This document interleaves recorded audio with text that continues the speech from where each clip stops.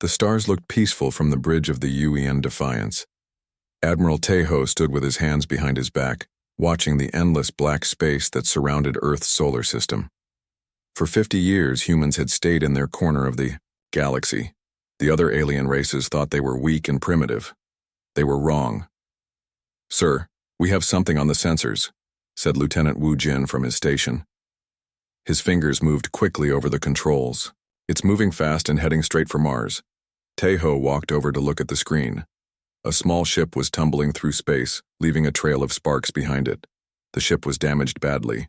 Smoke poured from holes in its silver hull. "What kind of ship is that?" Tejo asked. "It's Volari, sir. One of their scout ships, but it's in bad shape." The Volari were one of the 3 big powers in the galaxy. They could read minds and talk without speaking. Most humans had never seen one up close.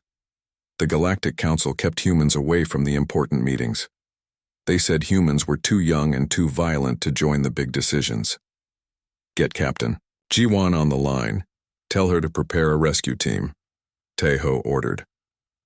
On Mars, Captain Jiwan was already suiting up when the message came through. She ran the Mars Defense Corps, a small group of soldiers who protected the human colonies. Jiwan had always wondered what was happening in the rest of the galaxy. Now, she was about to find out.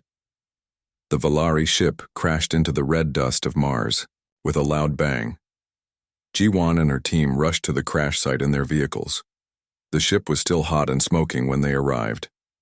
"Be careful," Jiwan told her team. "We don't know what's inside." They cut through the twisted metal door.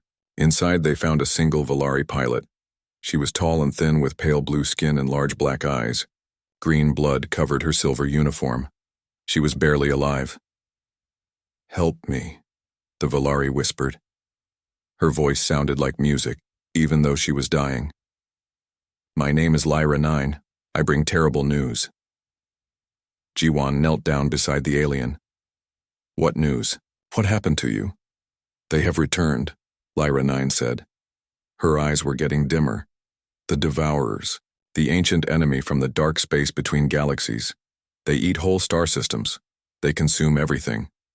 Jiwan felt cold fear run through her body. "Where are they now?" "The Galactic Council sent 3 great fleets to stop them, all destroyed.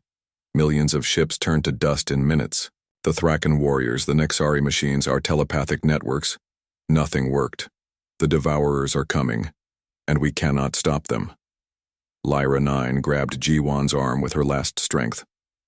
"The galaxy is falling. World after world burns. Soon, they will reach the core systems. Soon they will find Earth."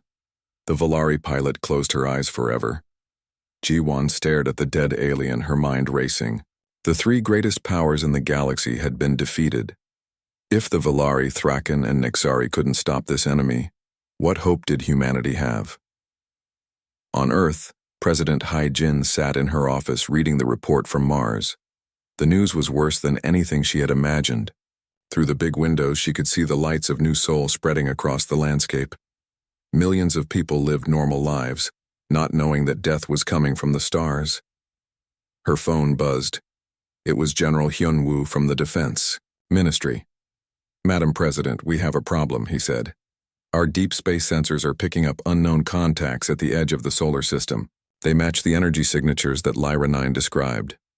Hae-jin felt her heart stop. "How many?" 12 ships, moving slowly toward Earth. They're scanning everything.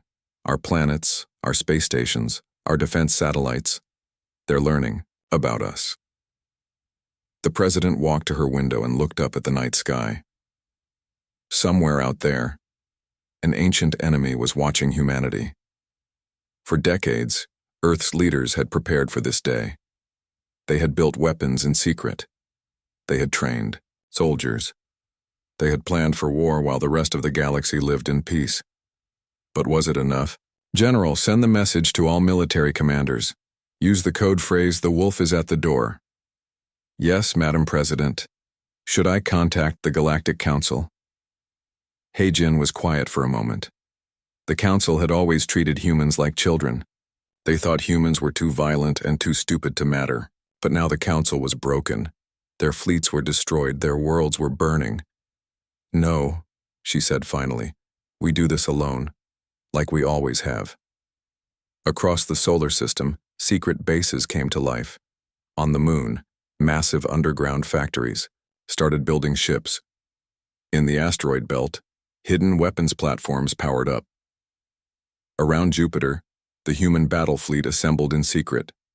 Admiral Tejo stood on the bridge of the Defiance, watching his fleet form up behind him. 100 of humanity's best warships floated in the darkness. They didn't look like the elegant ships of other races. They were built for war, thick armor, heavy weapons, and engines that could push them faster than anything else in the galaxy. "Sir, the scouts are getting closer to Earth," reported Wu Jin. "They'll reach our outer defenses in 6 hours." Tejo nodded. He thought about Lyra 9's words. The greatest fleets in the galaxy had been destroyed in minutes. But those fleets had never faced an enemy like the Devourers before. They had grown soft during the long peace. Humanity was different. Humans had never stopped fighting. Every war in their history had taught them new ways to kill. Every conflict had made them stronger. While other races had learned to live in peace, humans had learned to win at any cost. "Send a message to Earth," Tejo ordered. "Tell President Hai-Jin that the galaxy is about to learn what happens when you wake a sleeping giant." The Devourer scouts moved closer. In a few hours, they would send their report back to their masters. They would tell them about this small primitive world called Earth. They would say that humans were weak and easy to destroy. They would be making the biggest mistake in galactic history. The battle for Earth was about to begin. But first, the battle for the galaxy would have to be won. And for the first time in 1,000 years, humanity was ready to show the universe what they were really capable of. Commander Subin had never seen so many different alien species in one place. The emergency meeting of the Galactic Council was being held on Kepler Prime, a fortress world that had never fallen to any enemy. But looking at the faces around the giant circular table, Subin could see that everyone was scared. The Valari delegates sat with their pale blue skin looking even paler than usual. Their large black eyes darted around nervously. The mighty Thraken warriors, usually proud and strong, slumped in their chairs. Their red scales were dull, and many had bandages covering battle wounds. The Nexari, with their perfect machine bodies, sparked and glitched as they moved. "The situation is hopeless," said High Consul Zeth Prime of the Valari. His musical voice carried no hope. "We have lost 60% of our combined fleets. The Devourers advance faster than we can retreat. In 2 months, they will reach the Yidi core worlds." A Thraken general slammed his massive fist on the table. "We should fight to the last warrior. Death before surrender." "And what good would that do?" asked an Ixari representative. Its mechanical voice was cold and calculating. "Our tactical computers show 0 probability of victory with conventional methods." Subin stood up slowly. All eyes turned to her. At first, many of the aliens looked confused. Humans were rarely invited to these meetings, and never to speak. "What is this?" Zeth Prime asked. "Why is a primitive species here? We have no time for junior members." "I am Commander Subin of the United Earth Nations," she said clearly. "I represent humanity's offer of military aid." Several aliens made sounds that might have been laughter. A Thraken officer's eyes glowed red with amusement. "What could your small world possibly offer? You have what, a few hundred ships?" "The Devourers destroyed thousands of our vessels." Subin smiled. It was not a friendly smile. "Lieutenant Wujin, please show them the presentation." A hologram appeared in the center of the room. It showed Earth's solar system, but not as the aliens remembered it. Hidden bases surrounded every planet. Massive shipyards floated in the asteroid belt. Weapon platforms circled the outer planets. "For the past 50 years, while you enjoyed peace, humanity has been preparing for war," Subin explained. "Every conflict in human history taught us something new. We never stopped learning, we never stopped building." The hologram changed to show human ships. They were smaller than most alien vessels, but they looked deadly. Black metal hulls covered in weapon ports, engine systems that glowed with barely controlled power. Your ships are built for exploration and trade, Subin continued.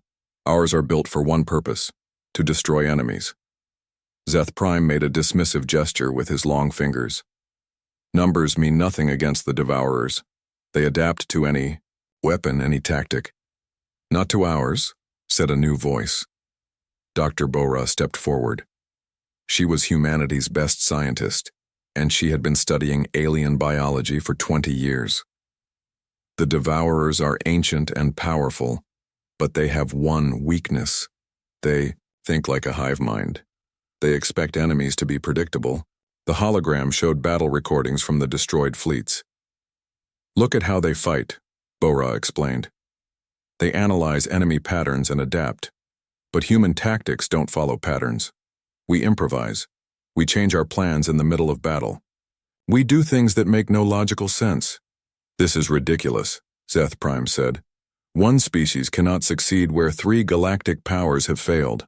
That's when the alarm started screaming. The Fortress World's defense coordinator's voice echoed through the chamber. Devourer fleet detected. 50 ships approaching. All defensive units, prepare for battle. Through the massive windows, they could see the enemy ships. They looked like giant insects made of dark metal and glowing energy. They moved in perfect formation like a swarm of deadly bees. Kepler Prime's defenders scrambled to respond. Thousands of ships from all 3 major species launched from hidden bays. They formed neat battle lines and advanced to meet the enemy. Just like their tactics manuals taught them, the Devourers tore them apart in minutes. Subin watched the slaughter through the windows. This is why you keep losing, she said quietly. You fight like machines. Predictable. Logical. The enemy learns your patterns and destroys you. Then what would you do differently? Asked a surviving Thraken captain. Watch and learn. Captain Minho's voice came through the communication system. UEN Retribution requesting permission to engage. Permission granted, Subin replied. The human battle group appeared from behind Kepler Prime's largest moon. 12 ships, tiny compared to the alien fleets, but moving in ways that made no sense. They split apart, came back together, spun in circles and changed direction without warning. The Devourers tried to analyze the human attack pattern. But there was no pattern. The human ships attacked from every angle at once. They used weapons the aliens had never seen before. Missiles that curved around shields, energy beams that punched through armor like paper, and strangest of all, they talked to each other constantly, changing their plans every few seconds. One human ship would start an attack, then suddenly pull back and let another ship finish it. They passed targets between them like they were playing a game. The Devourers, for the first time in 1,000 years, looked confused. How are they doing this? A Nexari observer whispered. Human soldiers trained together for years, Subin explained. They learn to think as individuals but fight as a team. They can change tactics instantly because each captain makes his own decisions. The battle was over in 12 minutes. 50 Devourer ships had become space debris. The human fleet hadn't lost a single vessel. The council chamber was completely silent. Captain Minho's image appeared on the main screen. He was young for a human commander, maybe 30 years old. His uniform was simple and practical. Enemy neutralized, he reported. No human casualties. We're ready for the next wave. Zeth Prime stared at the screen. How is this possible? Our combined fleets could not achieve such a victory. Because you think like prey, Minho replied bluntly. Humans are predators. We've been hunting and killing for millions of years. It's what we do best. Subin walked around the table looking at each delegate. The Devourers have been winning because they fight ancient enemies with ancient tactics. But humans are different. We're young, we're violent, we're unpredictable, and we never ever give up. She stopped in front of Zeth Prime. So here's our offer. Put human commanders in charge of the galactic defense. Let us train your soldiers. Use our tactics, our weapons, our way of thinking, or keep doing what you've been doing and watch your worlds burn. The High Consul looked around the room. Every alien face showed the same expression. Desperate hope mixed with wounded pride. They had ruled the galaxy for thousands of years, Now they needed help from a species they had called primitive. "What do you want in return?" he asked finally. "Nothing," Subin said. "The Devourers threaten all life in the galaxy. That includes Earth. We're not doing this for you. We're doing this because it's a fight worth fighting." She turned to address the entire council. "The galaxy is about to learn something that humans have always known. Sometimes the best defense is a good offense, and nobody in the universe is better at offense than humanity." Outside the windows, the human fleet was already moving toward the next battle. The war was far from over, but for the first time since the Devourers returned, the galaxy had hope. The age of human warfare had begun. General Hyunwoo stood in the command center of the war station Olympus. Around him, holographic displays showed the entire galaxy. Red dots marked Devourer positions. Blue dots showed Allied forces. The red was spreading like a disease, but the blue was finally starting to push back. "Sir, the 3rd Strike Force reports successful engagement at Rigel 7, announced Major Sung-ho. "Enemy fleet destroyed. Human casualties 0. Hyunwoo nodded but didn't smile. 3 months into the war, humans had won every battle they fought. But the Devourers were learning. Each fight was getting harder. "What about the alien casualties?" he asked. 17 Thraken warriors, 5 Nexari units, and 3 Valari ships, Sung-ho replied. This was the pattern. Humans survived because they fought smart. Their alien allies fought bravely, but still used old tactics. The Devourers were adapting to standard galactic warfare, but human unpredictability still confused them. "Get me Colonel Da-yoon," Hyunwoo ordered. Colonel Da-yoon appeared on the main screen. She was on a transport ship heading to the front lines. Behind her, he could see both human and alien soldiers preparing for battle. "How is the integration training going?" Hyunwoo asked. Da-eun grinned. "Better than expected, sir. The Thraken love our close combat tactics. The Nexari are fascinated by our electronic warfare methods, and the Valari are learning to use their telepathy in ways they never imagined." The Human Strike Corps was Da-eun's idea. She took volunteers from all species and trained them to fight like humans. Not just using human weapons, but thinking like humans, taking risks, being unpredictable, fighting as individuals while working as a team. "We have a Thraken warrior named Grok 7, who's better at guerrilla warfare than most human special forces," Da-eun continued. "And there's a Valari called Siri Prime, who can coordinate attacks using telepathy faster than any computer." "What about the Nexari? They're the most interesting. Beep 12 has learned to override enemy systems by thinking like a human hacker instead of a logical machine. The Devourers can't predict what he'll do because he doesn't follow programming anymore."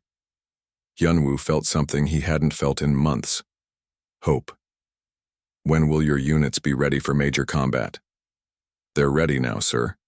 We've been fighting small engagements for weeks. My hybrid units have a 95% mission success rate." This was what the galaxy had needed, not just human tactics, but human thinking spread to other species. The Devourers could adapt to technology and strategy, but they couldn't adapt to the human way of war. "Sir," Major Sung-ho called out, "priority message from Commander Ye-jin."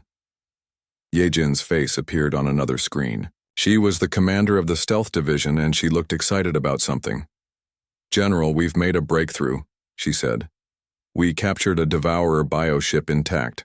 Dr. Bo-Ra has been studying it for 2 weeks." "What did she find?" "The Devourers aren't just a hive mind, sir.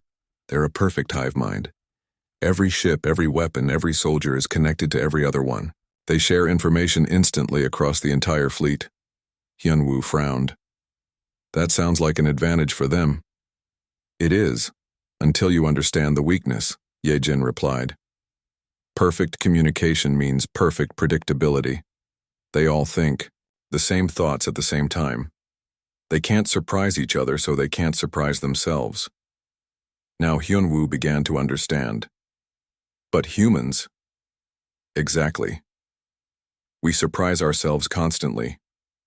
We make plans and change them. We have ideas that contradict our other ideas. We argue with ourselves and each other. To the Devourers, this looks like chaos. And chaos is something they can't process, Hyunwoo finished. Right. But there's more. Dr. Bora thinks we can use their perfect communication against them. If we could inject human-style thinking into their network. The idea was incredible and terrifying. You want to infect their hive mind with human consciousness? Not consciousness exactly, more like human madness. The ability to hold two opposite thoughts at the same time. The tendency to change our minds for no logical reason.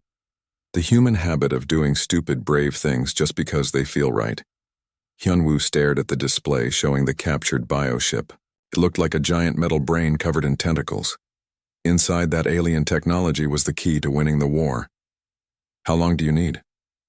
Dr. Bora says 3 weeks to develop the virus, but we'll need to get very close to a major devourer fleet to upload it. I'll give you whatever you need, Hyunwoo promised. While Yejin worked on the virus, the war continued across the galaxy. Human-led forces won battle after battle, but the victories came at a cost. The aliens were learning to fight like humans, but humans were also learning to command aliens. Fleet Admiral Jae-sung discovered that Thraken warriors fought best when given personal challenges. Instead of ordering them to capture a position, he would bet them they couldn't do it. They would charge into impossible odds just to prove him wrong. The Volari worked best when they understood the emotions behind orders. Commander So-young learned to explain not just what she wanted them to do, but why it mattered. Volari pilots would fly suicide missions if they believed it would save innocent lives. The Nexari were the hardest to understand until Major Dong-hyun realized they craved efficiency above all else. He started giving them mathematical puzzles disguised as battle plans. They would find brilliant solutions just to prove their calculations were correct. Slowly, a new kind of military was being born. It combined the best of every species: human unpredictability, Thraken courage, Valari empathy, and Nexari logic. The Devourers had never faced anything like it.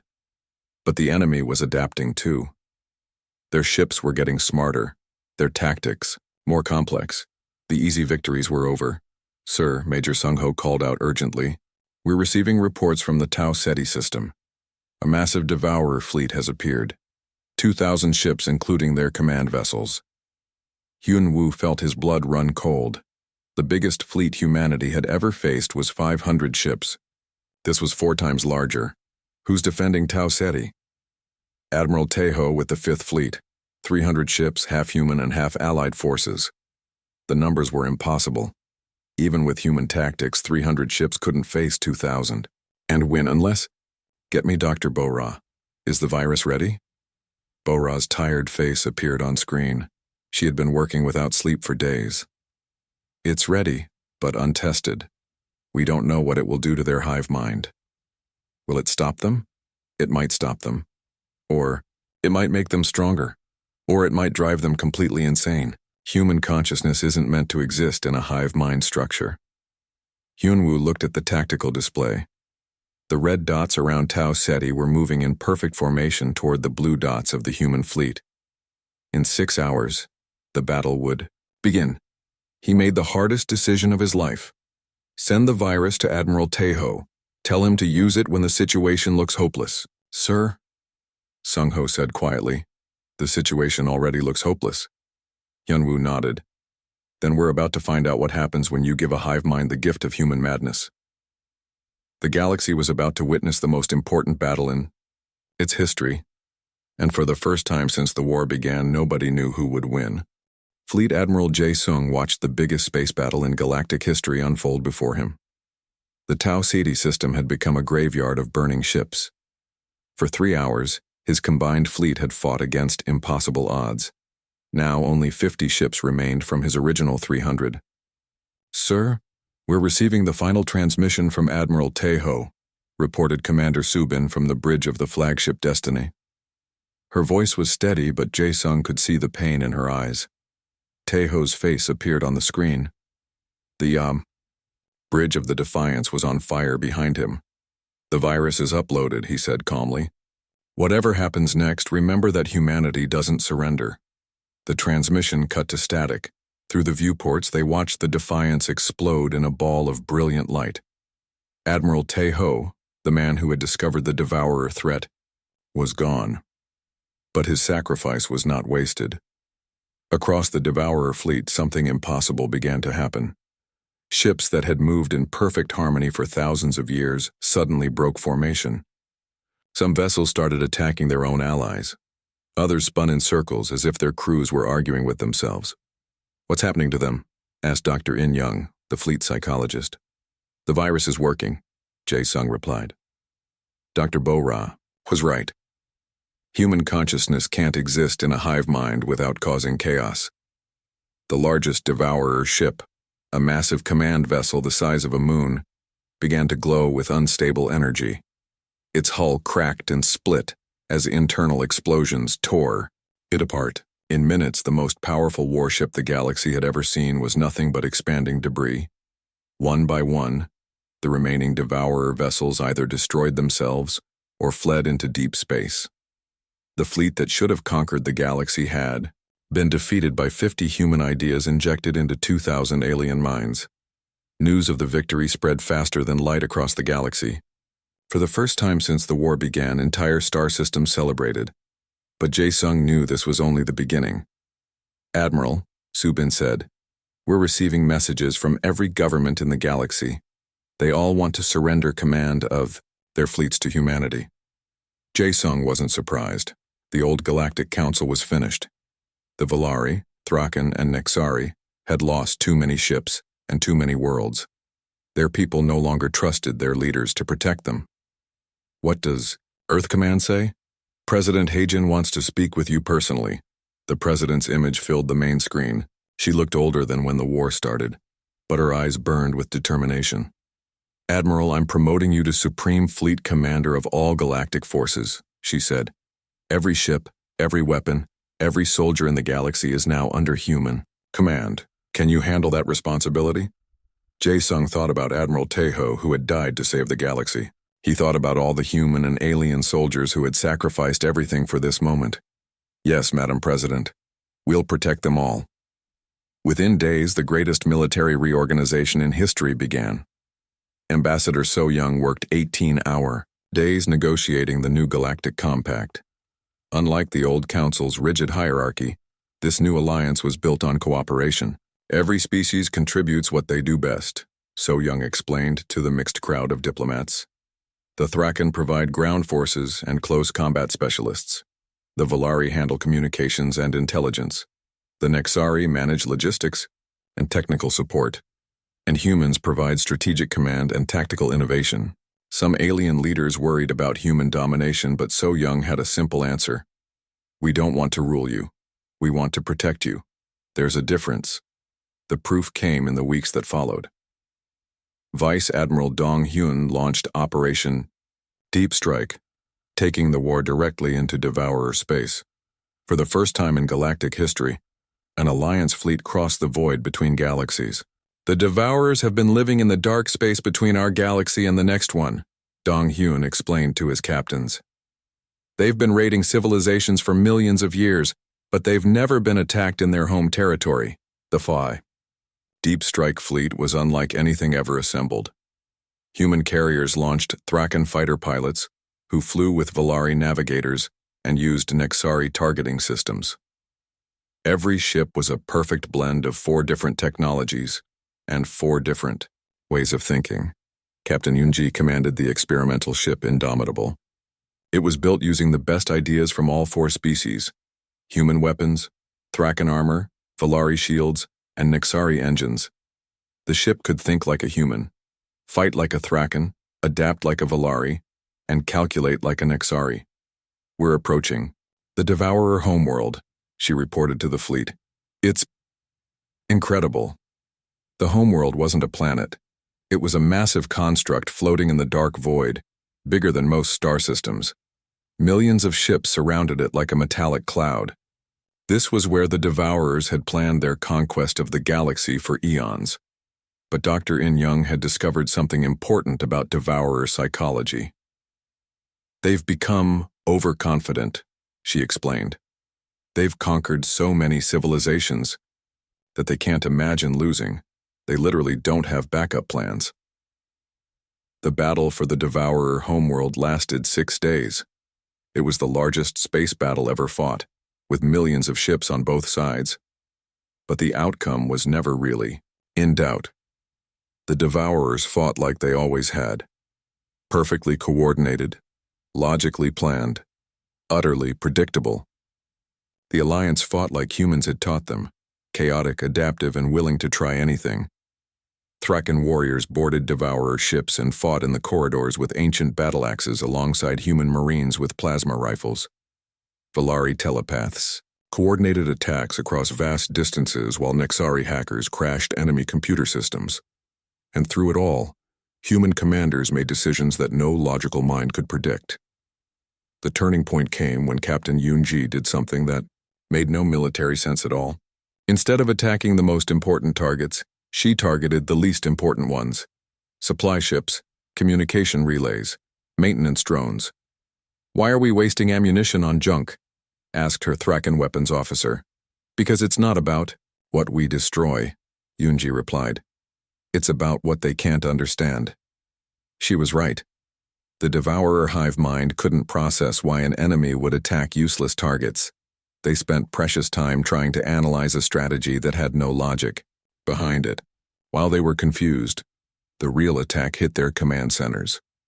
By the end of the 6th day, the Devourer homeworld was in ruins. The survivors fled deeper into the void, no longer a threat to anyone. Fleet Admiral Jae Sung stood on the bridge of his flagship, looking at the wreckage of humanity's greatest enemy. Around him, the combined fleets of the galaxy waited for his orders.